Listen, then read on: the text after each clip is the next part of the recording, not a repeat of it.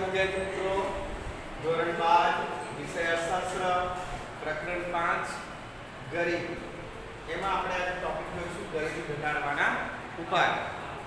Page number 59 59 page number પર ગરીબી ઘટાડવાના ઉપાયોનો અભ્યાસ કરવાનો છે. બરાબર. હવે ગરીબી ઘટાડવી હોય, બરાબર છે, તો સૌથી મેઇન શસ્ત્ર કયું? તો કે ભાઈ રોજગારીની તકોનું સર્જન. બરાબર છે. રોજગારીની તકો આપો, લોકોને કમાવા માટેનો ચાન્સ આપો, તો ઓટોમેટિક ગરીબી શું થઈ જશે? ઘટી જશે. બરાબર છે. પણ એ રોજગારીની તકોનું સર્જન એવી રીતના થવું જોઈએ કે જે પ્રકારે ગ્રામ્ય અને શહેરી કક્ષાએ આ બંનેનું પ્રમાણ કેવું છે? અલગ અલગ છે. ગ્રામ્ય કક્ષાએ જુઓ તો ખેતી ક્ષેત્ર પર ભારણ વધારે છે. બરાબર છે. અને શહેરી ક્ષેત્રમાં જુઓ તો ઉદ્યોગો. એટલે એ પ્રકારે બરાબર રોજગારી માટેની તકોનું સર્જન કરવું પડે. બરાબર. તો એનો અભ્યાસ આપણે આ ગરીબી ઘટાડવાના ઉપાયોમાં જોઈએ. રાઈટ. ભારતમાં આયોજન કાળ દરમિયાન ગરીબી ઘટાડવા નીચે મુજબના ઉપાયો કરવામાં આવ્યા. દર વર્ષે આપણા દેશની અંદર પંચવર્ષીય યોજનાઓ દર વખતે થાય છે. અને એ પંચવર્ષીય યોજનાઓની અંદર જે આયોજન થાય છે એ આયોજનની અંદર ગરીબી ઘટાડવા માટેના ઉપાયો અલગ અલગ શું થાય છે? રજૂ થાય છે. એને ધ્યાનમાં રાખીને અહીંયા તમે પહેલું જુઓ તો ખેતી ક્ષેત્ર શ્રમિકોની ઉત્પાદકતા વધારે. બરાબર છે. ગરીબીનું મુખ્ય જો કોઈ કારણ હોય, સૌથી વધારે ગરીબી જોવા મળતી હોય તો એ કયા ક્ષેત્રમાંથી જોવા મળે છે? ખેતી ક્ષેત્રમાં. બરાબર છે. અને એટલા માટે પહેલો પોઈન્ટ આપેલો છે ખેતી ક્ષેત્ર શ્રમિકોની ઉત્પાદકતા વધારે. એટલે કે ખેતી ક્ષેત્ર શ્રમિકોમાં ઉત્પાદકતા વધારી તેમની આવકો વધારી ગરીબીને શું કરી શકાય છે? ઘટાડી શકાય. આમ આપણે જોવા જઈએ તો આપણા દેશની અંદર 60% કરતાં વધારે લોકો ખેતી ક્ષેત્ર પર આધાર. એટલે જો ખેતી ક્ષેત્રની અંદર જ ઉત્પાદકતા વધારવામાં આવે તો જેટલા શ્રમિકો એમાં રોકાયેલા હોય બધાની આવક વધે તો આપોઆપ ગરીબી શું થાય? દૂર થાય, ઘટે. રાઈટ. આ માટે શું કરવું જોઈએ? તો કે ખેડૂતોને જાહેર કાર્યક્રમો દ્વારા સુધારેલી ટેકનોલોજીનો ઉપયોગ કરે, પૂરતા પ્રમાણમાં અને સસ્તા દરે કૃષિ નિપજકો એટલે શું ખબર છે તમને? કૃષિ નિપજકો એટલે રાસાયણિક ખાતર, જંતુનાશક દવાઓ, સુધારેલા બિયારણો, એ બધું આધુનિક વાપરે. બરાબર છે. કેવું વાપરે? આધુનિક. જેમ કે પહેલાં આપણે જોઈ ગયા કે ભાઈ પહેલાં જે ખેતી થતી હતી એ કોના દ્વારા થતી હતી? બળદ દ્વારા, હળ દ્વારા. અત્યારે યંત્ર પ્રધાન ખેતી થઈ ગઈ છે, ટેકનોલોજીકલ ખેતી થઈ ગઈ છે. બરાબર ને? તો જો આ બધી રીતના ઉપયોગ કરે તો સ્વાભાવિક છે કે ઉત્પાદન શું થાય? વધે. રાઈટ. અને પરિણામે જે લોકો આ કૃષિ ક્ષેત્રમાં રોકાયેલા હોય, બરાબર છે, એ બધાને શું મળે?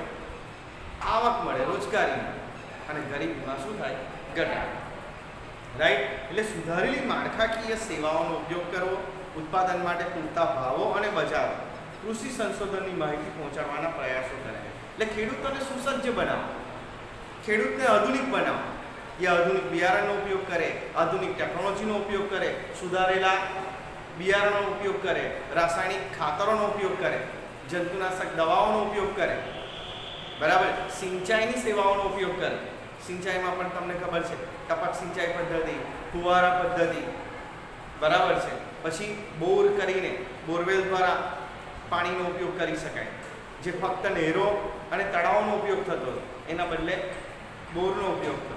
બરાબર છે. તો આ બધાથી જો ખેડૂતને સજ્જ કરશો તો એ ખેડૂત આધુનિક બનશે.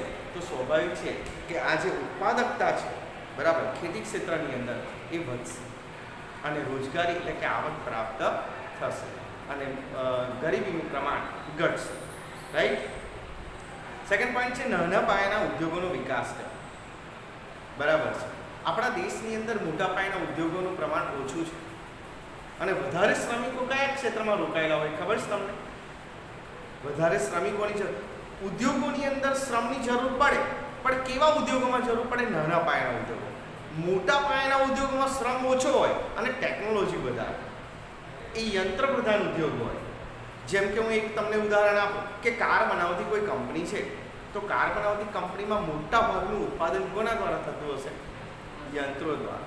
ઓટોમેટિક સિસ્ટમ હશે, યંત્રો ઓટોમેટિક હશે, ત્યાં બહુ શ્રમિકોની જરૂર પડશે નહીં. અને શ્રમિકો જોઈશે તો કેવા જોઈશે? ટેકનિકલ જ્ઞાન ધરાવતા એન્જિનિયર, સમજ પડે ને, મિકેનિકલ, બરાબર છે. એટલે એવા તો બધા હોય ના વધારે, તો ત્યાં ઓછા શ્રમિકની જરૂર પડશે. તો વધારે શ્રમિકો ક્યાં હશે? નાના પાયાના ઉદ્યોગો. એટલે નાના પાયાના ઉદ્યોગોનો વિકાસ કરો તો રોજગારી વધારે મળશે અને લોકોને આવક મળશે તો ગરીબીનું પ્રમાણ ઘટશે. રાઈટ? એટલે ધ્યાન આપો.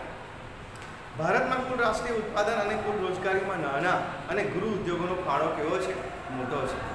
બરાબર છે. આપણા દેશમાં સૌથી વધારે રોજગારી નાના અને ગૃહ ઉદ્યોગોના શ્રમિકોને મળે છે. બરાબર છે. એટલે જો નાના અને ગૃહ ઉદ્યોગોનો વિકાસ કરવામાં આવે તો તેમને પ્રોત્સાહન આપવામાં આવે તો મોટા પાયાના પર ગરીબી શું થશે? નાબૂદ કરી શકાશે. નાના ઉદ્યોગોનો જો વિકાસ કરવામાં આવે તો વધારેમાં વધારે લોકો જે એમાં રોકાયેલા હશે એ બધાને આવક મળશે અને આપોઆપ ગરીબીનું પ્રમાણ દૂર થશે. રાઈટ?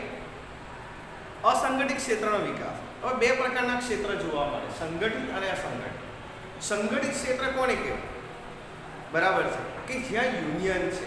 દાખલા તરીકે ગુજરાત સરકારની કોઈ સર્વિસ હોય તો યુનિયન છે, સરકારી સર્વિસ, બરાબર છે. ત્યાં સરકારી ધારાધોરણ પ્રમાણે પગાર મળશે, બરાબર છે, આવક મળશે. એટલે કે એમને જે રોજ મળતો હશે એ પણ કયા પ્રમાણમાં હશે? સરકારી ધારાધોરણ પ્રમાણે, બરાબર છે. જ્યારે અસંગઠિત ક્ષેત્ર કોને કહેવાય? કે જ્યાં આગળ છૂટક કામદાર, બરાબર છે, જ્યાં કોઈ સંગઠન ના હોય, એટલે કે સરકારી ધારાધોરણનું પાલન યોગ્ય રીતે થતું જ ના હોય, બરાબર છે. એટલે કે ખાનગી ક્ષેત્ર, શોર્ટમાં કહીએ તો આપણે, બરાબર છે. એટલે તમે જોશો કે પ્રાઇવેટ જે કંપનીઓ હશે એ ક્ષેત્ર બધા કેવા છે? ખાનગી ક્ષેત્ર. તે કર્મચારીઓ નોકરી જાય ખરા પણ પરમેનન્ટ કરતા નથી. તો તમે શબ્દ સાંભળેલો છે, પરમેનન્ટ વર્કર અને કેવો પ્રકારનો વર્કર બીજો? જો તમે શબ્દ સાંભળ્યો હોય એ કાં તો પરમેનન્ટ હશે અથવા તો પરમેનન્ટ નહીં હોય. તો પરમેનન્ટ જે વર્કર નહીં હોય, જે કર્મચારી પરમેનન્ટ ના હોય એવું જે ક્ષેત્ર હોય એને કહેવામાં આવે અસંગઠિત ક્ષેત્ર, બરાબર છે. અને એવા વર્કર એવા ક્ષેત્રમાં શું કરતા હોય તો કે એના જે ઉપરી અધિકારીઓ હોય એ પૂરેપૂરું રોજ એને આપતા ના હોય, પૂરેપૂરું વળતર ના આપતા હોય, બરાબર છે. એટલે એમનું શું કરે? શોષણ કરે. ટેમ્પરરી બેઝ પર નોકરી રાખે, કાયમી કરે નહીં, બરાબર છે. અને આ કોન્ટ્રાક્ટ બેઝ, બીજા શબ્દોમાં કહીએ તો એની માટે પરફેક્ટ શબ્દ છે કોન્ટ્રાક્ટ બેઝ. કોન્ટ્રાક્ટ બેઝ પર રાખે એટલે પૂરેપૂરો પગાર ચૂકવે નહીં, બરાબર. 200 રૂપિયા રોજ ચાલતો હોય તો આપે કેટલા? 100 થી 150 રૂપિયા. બાકીના 50 રૂપિયા કોણ લઈ જાય? કોન્ટ્રાક્ટર. એટલે વળતર જ પૂરું ના મળે અને કામનું શોષણ વધારે, કામ વધારે કરાય અને પગાર પૂરો આપે નહીં, શોષણ થાય. એટલે આવા ક્ષેત્રોમાં જ્યારે કામ કરતા હોય ત્યારે સ્વાભાવિક છે કે ત્યાં આગળ વળતર ઓછું મળે એટલે પણ બેરોજગારીની સમસ્યા ઊભી થાય. તો અસંગઠિત ક્ષેત્ર, બરાબર છે, એનો વિકાસ કરવો જોઈએ. એને એ પ્રકારના વ્યવસ્થિત માળખાનું સર્જન કરવું જોઈએ કે એ લોકોને પણ શું મળે? પૂરેપૂરી રોજગાર, પૂરેપૂરો પગાર. રાઈટ? એટલે અસંગઠિત ક્ષેત્રમાં શાકભાજી વેચનારાઓ, જો આમાં કોનો સમાવેશ થાય એ કહ્યું છે. શાકભાજી વેચનારાઓ, બાંધકામ ક્ષેત્રના મજૂરો, બરાબર, ખેત મજૂરો, પછી હાથલારી ચલાવનારાઓ, બરાબર છે. પછી મેં તમને કહ્યું એ પ્રમાણે કે જે ટેમ્પરરી બેઝ પર નોકરી કરતા હોય, કોન્ટ્રાક્ટ બેઝ પર, એનો પણ સમાવેશ શામાં થાય? અસંગઠિત ક્ષેત્રોમાં.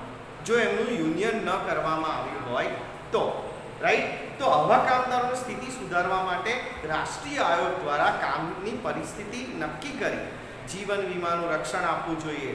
સ્વાસ્થ્ય તેમજ વૃદ્ધાવસ્થામાં પેન્શન જેવી સુવિધાઓ, સામાજિક સુરક્ષાઓ પૂરી પાડવી જોઈએ, બરાબર છે. સાથે સાથે એમને નાના અને સીમાંત ખેડૂતોને ખેતી માટે પાણીની વ્યવસ્થા કરવી, ધિરાણની સગવડની ભલામણ કરવી, બરાબર.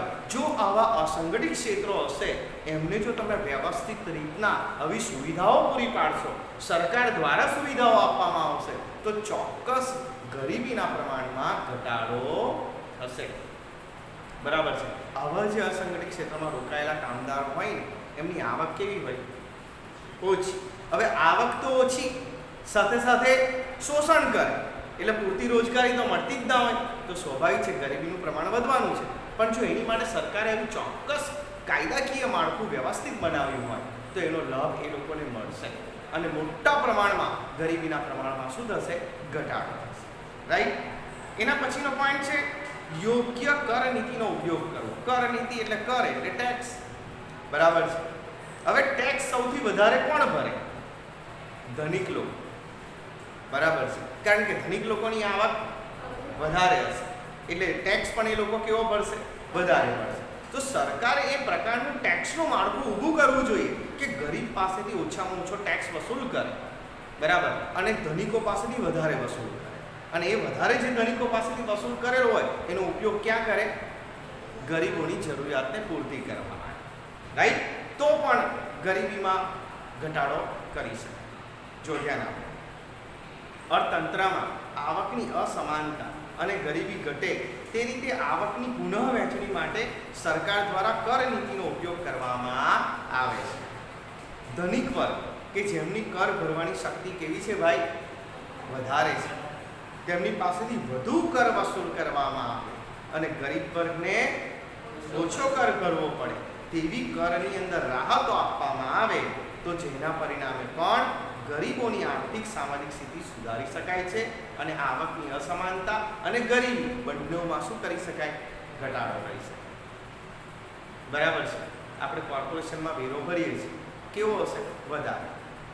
કેમ? કારણ કે શહેરમાં રહીએ છીએ. તમે ગામડાઓમાં જાઓ તો વેરો કેવો હશે? એકદમ ઓછો, એકદમ સામાન્ય વેરો. કેમ? કારણ કે એ લોકોની આવક પણ ઓછી છે. તો સરકાર આ રીતના આ બેલેન્સ કરી શકે છે. ખ્યાલ આવી ગયો? બરાબર. નેક્સ્ટ પોઈન્ટ, માનવ મૂડીરોકાણમાં વધારો. હવે માનવ મૂડીરોકાણ એટલે શું? જો ધ્યાન રાખો, શું કહે છે? વિકસિત રાષ્ટ્રો કે જ્યાં માનવ ક્ષમતાઓના વિકાસ માટે મોટા પાયા ઉપર શિક્ષણ, આરોગ્ય અને કૌશલ્યવર્ધનમાં મૂડીરોકાણ કરવામાં આવે છે. ત્રણ વસ્તુ આવી. કઈ કઈ? શિક્ષણ, આરોગ્ય અને કૌશલ્યવર્ધન મૂડીરોકાણ. કૌશલ્યવર્ધન એટલે આઈટીઆઈ. બરાબર છે. કે જ્યાંથી ડાયરેક્ટ શું મળે છે? નોકરી. રાઈટ. હવે ધ્યાન આપજો, ત્યાં બેરોજગારીનું પ્રમાણ ખૂબ જ ઓછું જોવા મળે. જે જગ્યાએ આ ત્રણ વસ્તુ સારી હોય, કઈ કઈ? શિક્ષણ, આરોગ્ય અને કૌશલ્યવર્ધન મૂડીરોકાણ. આ ત્રણ વસ્તુ જ્યાં સારી હોય ત્યાં બેરોજગારીનું પ્રમાણ ઓછું જોવા મળે. રાઈટ. અને પરિણામે ગરીબી પણ કેવી જોવા મળશે? ઓછી. સ્વાભાવિક છે. બરાબર છે. સમાજમાં શિક્ષણનું ઊંચું સ્તર કામદારોમાં રોજગારી માટેની વિસ્તૃત વિકલ્પો અને પસંદગી શું કરે છે? પૂરી પાડે. વ્યક્તિ પાસે શિક્ષણ હોય તો એ કોઈ પણ ક્ષેત્રમાં જઈને કામ કરી શકે. પણ વ્યક્તિ જ્યારે અભણ જ હોય, એની પાસે કૌશલ્ય ના હોય, શિક્ષણ ના હોય, તો પછી એ બધી જગ્યાએ ચાલી શકે નહીં. એને જે આવડતું હોય એ જ કામ એ કરે, બીજું કરી શકાય નહીં. રાઈટ. એટલે કૌશલ્યના વિકાસથી કામદારોની ઉત્પાદકતા શું થાય છે? વધે છે. આઈટીઆઈ કરેલો વ્યક્તિ ચાહે ઇલેક્ટ્રિશિયન હોય, વેલ્ડર હોય, ફિટર હોય, ટર્નર હોય, ઝડપથી શું મળી જશે? નોકરી. કેમ? કારણ કે એના ક્ષેત્રની અંદર એને કામ મળી રહેશે.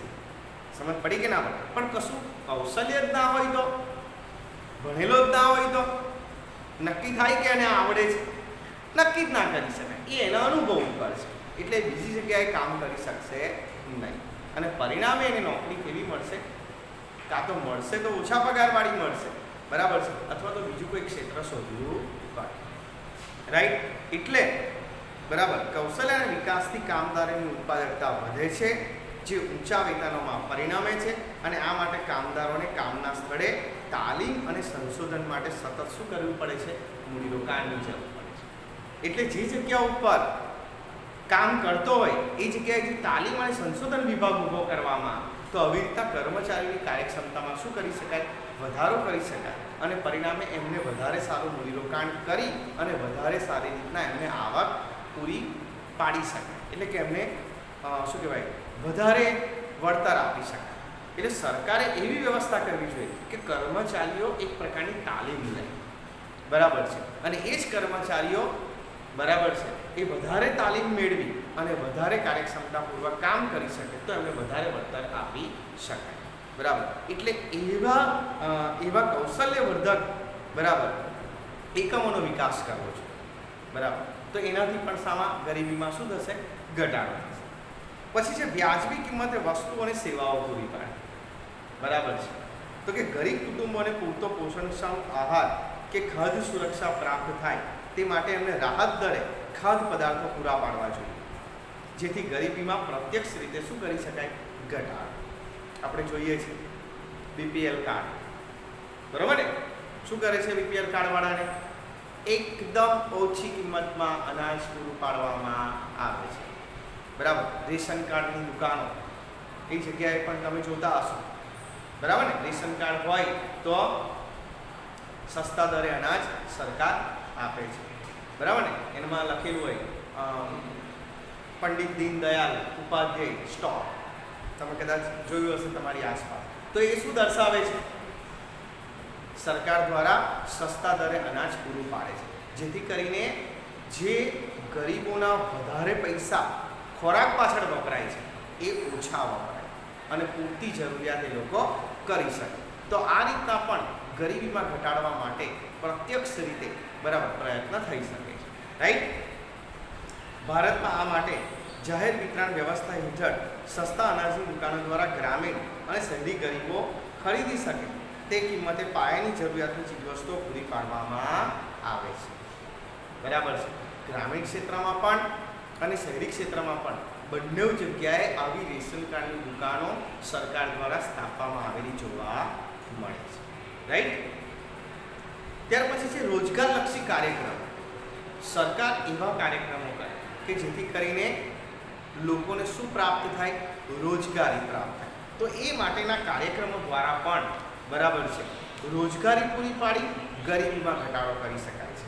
તો એમ જુઓ કેટલા કાર્યક્રમો લખેલા છે કે રોજગારીના સર્જન અને ગરીબી નિવારણ એકબીજા સાથે સંબંધિત છે. આમ ગરીબી નિવારવા માટે રોજગારલક્ષી કાર્યક્રમો નીચે મુજબ છે. પહેલો કાર્યક્રમ છે સંકલિત ગ્રામ વિકાસ કાર્યક્રમ બરાબર, જેને શોર્ટમાં લખ્યું છે IRDP.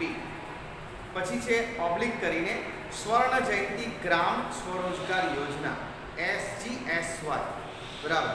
હવે આ જે કાર્યક્રમ છે એ 6ઠ્ઠી યોજનામાં ગ્રામીણ ગરીબો માટે વિવિધ એજન્સીઓ દ્વારા આવા ઘણા કાર્યક્રમો ચલાવવામાં આવતા હતા.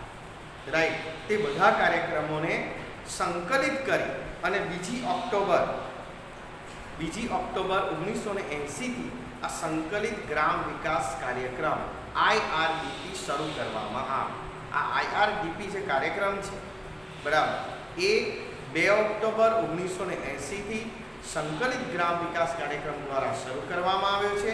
આ IRDPના મૂળ ઉદ્દેશ કયો છે? તો કે ગરીબ પરિવારોમાં સ્વરોજગારીને શું આપવું? પ્રોત્સાહન આપવું, કે જેથી તેઓ ગરીબી રેખાથી વધુ આવક શું કરી શકે? પ્રાપ્ત કરી શકે બરાબર છે. આ કાર્યક્રમમાં ખાસ લક્ષિત જૂથો ઉપર ધ્યાન કેન્દ્રિત કરવામાં આવે, જેમાં નાના તેમજ સીમાંત ખેડૂતો, ખેત મજૂરો તેમજ ગામડાના કારીગરોનો સમાવેશ થાય છે. આ રીતે IRDP કાર્યક્રમ ગરીબી વિરોધી કાર્યક્રમના રૂપમાં જોવા મળ્યો છે. ટૂંકમાં એવું કહી શકીએ કે આ IRDP કાર્યક્રમ એ જે ગરીબી રેખા નીચે જીવતા હોય એવા, તમે જુઓ ને આની અંદર લખેલું છે, એવા નાના તેમજ સીમાંત ખેડૂતો, ખેત મજૂરો અને ગામડાના કારીગર, આ લોકોને રોજગારી પ્રાપ્ત થાય એ માટે આ કાર્યક્રમ, આ તાલીમ સરકાર દ્વારા 2 ઓક્ટોબર 1980થી આ કાર્યક્રમ રજૂ કરવામાં આવ્યો છે.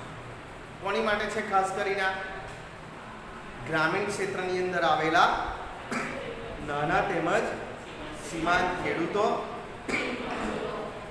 ખેત મજૂરો તેમજ ગામડાના કારીગરો માટે આ કાર્યક્રમ અમલમાં આવે.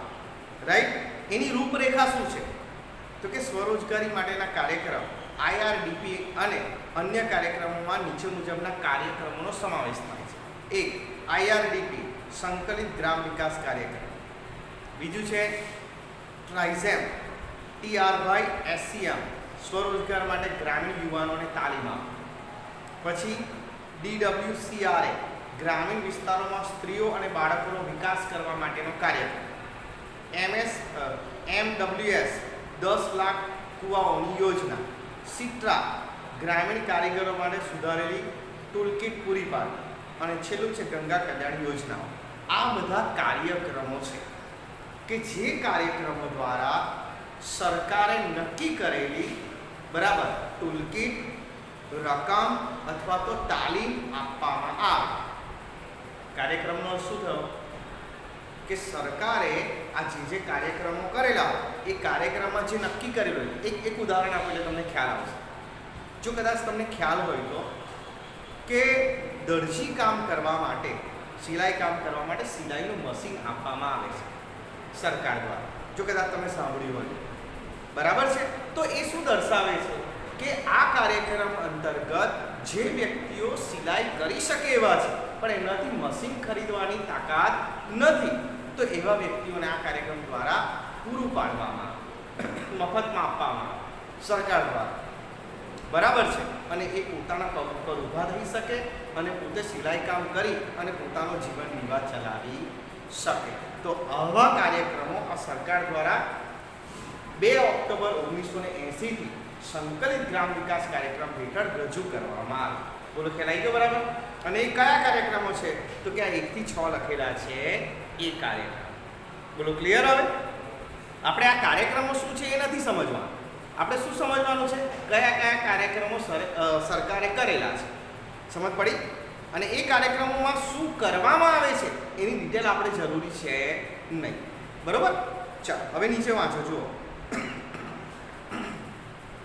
પહેલી એપ્રિલ 1999 થી આ ERDP અને તેની સાથે સંકળાયેલી અન્ય યોજનાઓ જે ઉપર લખેલી છે તે એ બધી ભેગી કરવી અને તેને સ્વર્ણ જયંતિ ગ્રામ સ્વરોજગાર યોજના, જેને કહેવામાં આવે છે SGSY, એટલે આપણું હેડિંગ ઓબ્લિક કરીને લખેલું હોય, રાઈટ?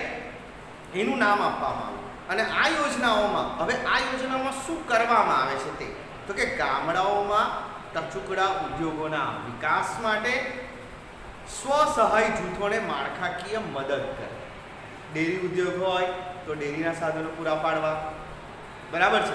સિલાઈ ઉદ્યોગ હોય, સિલાઈના સાધનો પૂરા પાડવા. પડિયા પતરાણા બનાવવાનું આવે છે તો એને લગતા જરૂરી સાધનો આપવા. સમજ પડી? તો આવા વિવિધ કાર્યક્રમો કરી અને એમને જરૂરી સહાય આપવામાં આવે, જેથી કરીને લોકો શું કરે, ઘરે જે બધું બનાવે અને પોતે આવક પ્રાપ્ત કરે. ખબર પડી? હવે આ બધા કાર્યક્રમો છે, રાઈટ? એટલે ટેકનોલોજી, ધિરાણ, ઉત્પાદિત વસ્તુઓના બજાર માટેની સુવિધાઓ ગ્રામીણ ગરીબોને પૂરી પાડવામાં આવે. એમને ટેકનોલોજી જોઈતી હોય ટેકનોલોજી આપો, સાધન જોઈતા હોય સાધન આપો. શું કરો? કામ કરો અને જાતે શું કરો? પૈસા કમાવો. તો એમને સમૃદ્ધ કરવા માટે આવી યોજનાઓ સરકાર દ્વારા પૂરી પાડવામાં આવે છે. ખ્યાલ આવી ગયો બરાબર? તો નેક્સ્ટ પોઈન્ટ ફરીના વિડીયોમાં જોઈશું. બરાબર?